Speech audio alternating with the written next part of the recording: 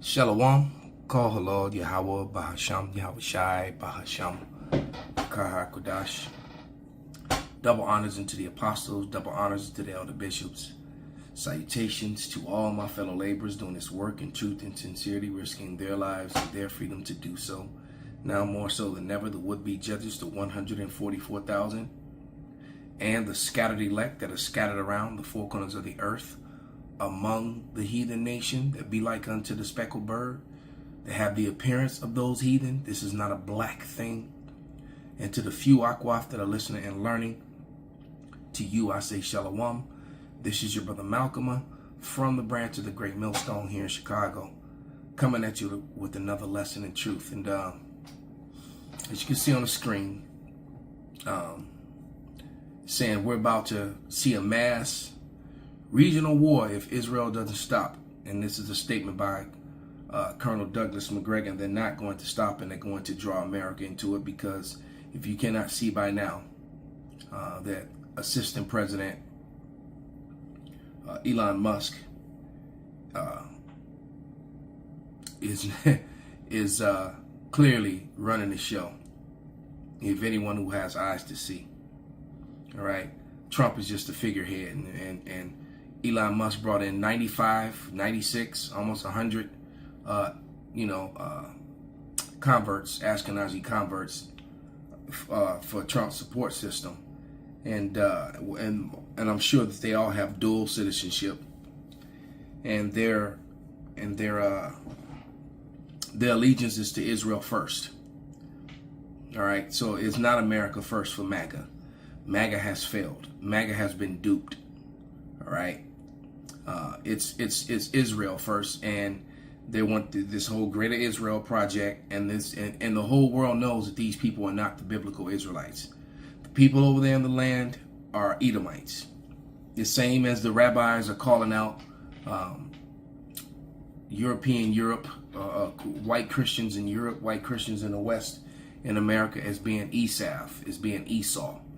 All right, Esau is what they call it, because they use this form of Hebrew, as you see on the screen, which is evidence of their fraud, because the house of David never used the Assyrian script. The house of David never went into the Assyrian captivity. The house of David always used the Phoenician script of Hebrew. All right, they used the Paleo. The reason that they use this, all right, and this is by extrapolation and a little bit of detective work. The reason that they use this is because too much ancient Paleo Hebrew, Phoenician Hebrew was found here in America among the natives. They're still having relics found with the ancient Paleo Phoenician Hebrew on it. Just recently, there was some more relics found in Puerto Rico, right? For all these clowns who out there, these BHIs, those and the people who subscribe to that madness. And often told you that there's been more Hebrew relics found among the natives of the Americas than it has been among Judah themselves. And most of that, those Hebrew relics have the ancient Phoenician or Paleo Hebrew on it. So these people are fraud, and they have been discovered. All right. The only thing that's keeping them afloat is the fact that they control the mainstream media. So all this is just, this isn't mainstream. Well, it is mainstream at this point, but not to the point where, they're just going to be forced to admit their lies. But we're definitely getting there. So I'm going to play a video, all right, because what's happening to the Palestinians is the same thing that happened to Jacob. It's basically the Israelis want to homestead at Palestine, as they did, all right, to Jacob here in America, right? The same Edomites, before they're creating generational wealth for Edomites, poverty and ghettos for reservations for Jake in America, and that's what they're trying to do to the Palestinians. Well, not trying, they're actually doing it. All right, so they're taking away any chance for them to have autonomous wealth and to be wealthy. At the same time, they're able to create wealth for their own when they have generational wealth where they can pass on. And this time, they want to set in the NWO, so even their own people are going to be under oppression. All right? So what's that scripture? He that is evil to himself But let me get Jeremiah 50 and 33. All right, because that Homestead Act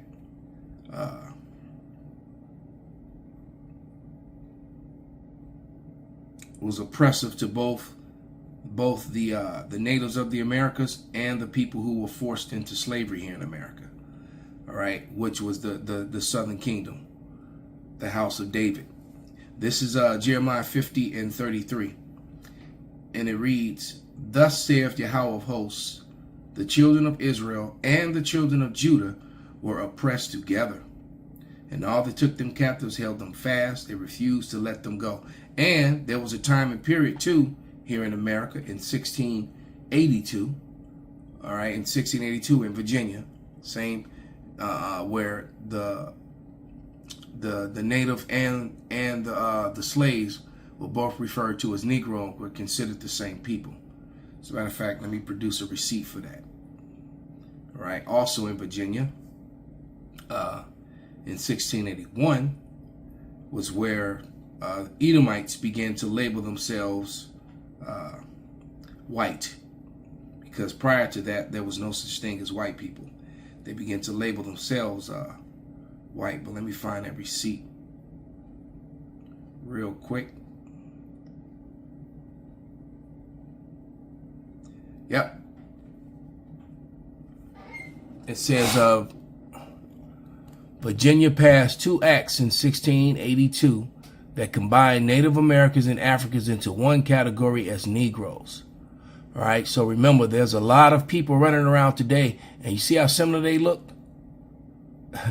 You got dark chocolate brown and a lighter shade of brown, just like the rap group out of California. Lighter shade of brown was cold too, boy. A lot of y'all don't know about them. All right, you need to go check them out. All right, but there you go. The Negro Indian, the slave trade Negro, they were considered the same people because they were. And Esau has tried to hide that history. All right, that the people who came over here on the slave ships were physically and blood related to the people who were already here. That's a fact, because they all came from the East. They all came from Western Asia originally. All right. The ones that they pulled out of Western Africa were fleeing Roman persecution. That was the house of Judah. All right. The northern kingdom went into the Assyrian captivity and left the Assyrian captivity and came to America on their own accord. And there's biblical evidence of that, but that's not what the lesson is about. So we're gonna keep it moving. Let me find this video. This old Edomite telling you about the Homestead Act. All right, which I've done lessons on many a times. Okay, trying to decide if I'm gonna keep this in my my evidence library. I just might, but here we go. Let's turn it up. That has become clear to me in Kendrick Lamar's performance last night is 40 acres and a mule.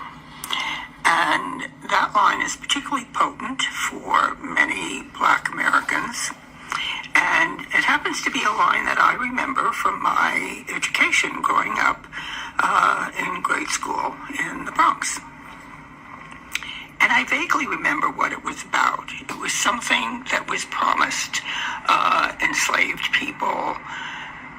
I can't remember whether I was told it was before or after emancipation, but it had to do with the Civil War.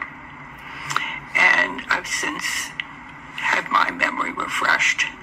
And it was something that the federal government promised enslaved people that they would get, and it would help them get a head start.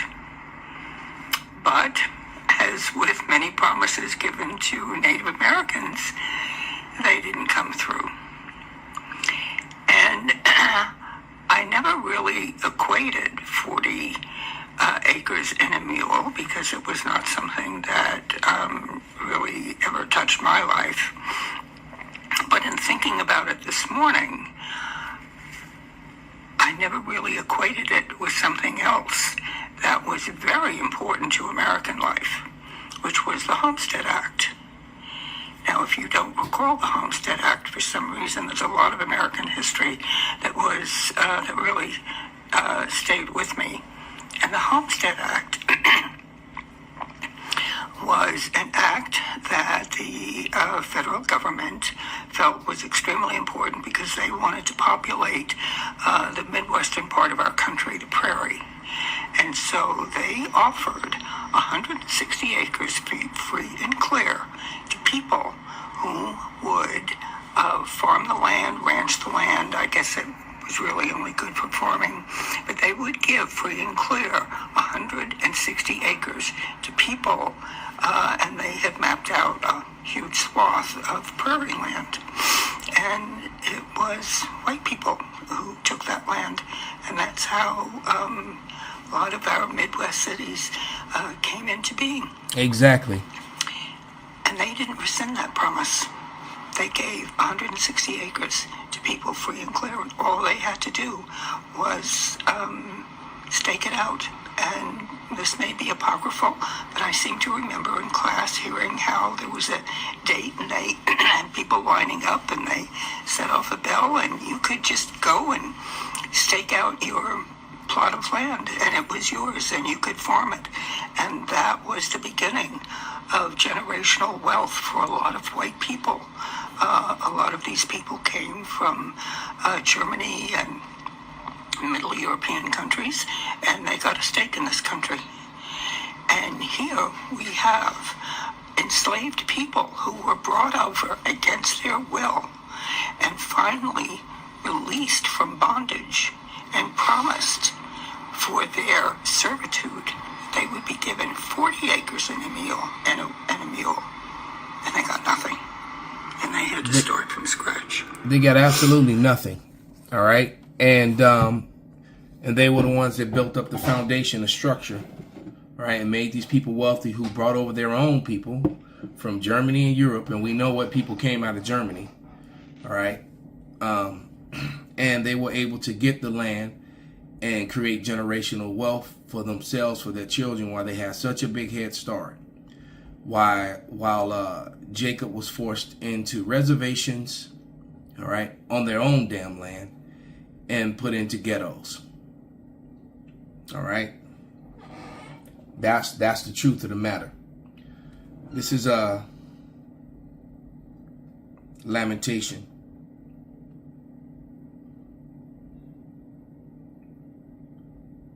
And see, now the time is up. The payment for those crimes, or the payments for that wickedness. Because these Edomites prevented Jake from having autonomous wealth and generational wealth. All right, and then in the few that make it, they'll put the spotlight on them to make it seem like if you work hard, no, those are the people you push forward. So that you can keep the majority down, so they can have something to look to and have a false sense of hope. And to keep them from rebelling, actually. But this is Lamentation 4:21. Rejoice and be glad, O daughter of Edom, that dwelleth in the land of Uz. The cup also shall pass through unto thee, and thou shalt be drunken, and shall make thyself naked. The punishment of thine iniquity is accomplished, O daughter of Zion. He will no more carry thee away into captivity. He will visit thine iniquity, O daughter of Edom. He will destroy thy sins. All right. And Esau, Edom is being exposed and shamed every day, shameful spewing upon their glory. All right. And so the day of them living lavishly, that's coming to an end. Many Edomites are struggling. They're having a very hard time making it. Even those who have the middle class is almost wiped out. Okay. This is Wisdom of Solomon 2:10, because they're getting ready to just make moves now because they know they have but a short time. But this is Wisdom of Solomon 2:10, and it reads, "Let us oppress the poor righteous man. Let us not spare the widow, nor reverence the ancient gray hairs of the age. Let our strength be the law of justice, for that which is feeble is found nothing worth. Therefore let us lie in wait for the righteous, because he is not for our turn. He is clean contrary to our doings. He upbraideth us with our offending of the law," yes we do, "and objective to our infamy, and the transgressions and transgressions of our education." Yeah, we're against you 100%, because you have made a strong stance to ensure that Jacob didn't achieve autonomous wealth, and every time they did, you came in and violently took it from them. All right, just like you took all the oil fields from the Gadites, and you took all those drowned towns and destroyed towns like